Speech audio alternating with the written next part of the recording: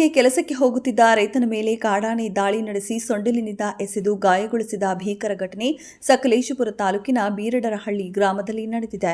ಹೌದು, ಮಲೆನಾಡಿನಲ್ಲಿ ನಿಲ್ಲದ ಕಾಡಾನೆ ಮಾನವನ ಸಂಘರ್ಷದಲ್ಲಿ 43 ವರ್ಷ ವಯಸ್ಸಿನ ರೈತ ಕೃಷ್ಣೇಗೌಡ ಎಂಬುವವರ ಮೇಲೆ ಕಾಡಾನೆ ದಾಳಿ ಇಟ್ಟು ಗಂಭೀರವಾಗಿ ಗಾಯಗೊಳಿಸಿದ ಘಟನೆ ಸಕಲೇಶಪುರ ತಾಲೂಕಿನಲ್ಲಿ ನಡೆದಿದೆ.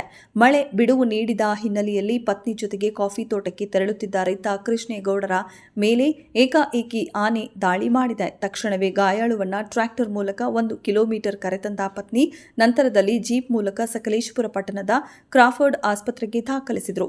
ಸಕಲೇಶಪುರ ತಾಲೂಕು ಆಸ್ಪತ್ರೆಯಲ್ಲಿ ಪ್ರಥಮ ಚಿಕಿತ್ಸೆ ಕೊಡಿಸಿ ಹೆಚ್ಚಿನ ಚಿಕಿತ್ಸೆಗಾಗಿ ಜಿಲ್ಲಾಸ್ಪತ್ರೆಗೆ ಕರೆತರಲಾಗಿದೆ. ಒಟ್ನಲ್ಲಿ ಮಳೆ ಆರ್ಭಟಕ್ಕೆ ಸಿಕ್ಕಿ ಕಾಫಿ ಗಿಡಗಳಿಗೆ ಕೊಳೆ ರೋಗದ ಭೀತಿ ಒಂದು ಕಡೆ ಕಾಡುತ್ತಿದ್ರೆ, ಇನ್ನೊಂದು ಕಡೆ ನಿಲ್ಲದ ಕಾಡಾನೆ ಹಾವಳಿಯಿಂದ ಮಲೆನಾಡಿನ ಜನ ತತ್ತರಿಸಿ ಹೋಗುತ್ತಿರುವುದಂತೂ ಸುಳ್ಳಲ್ಲ.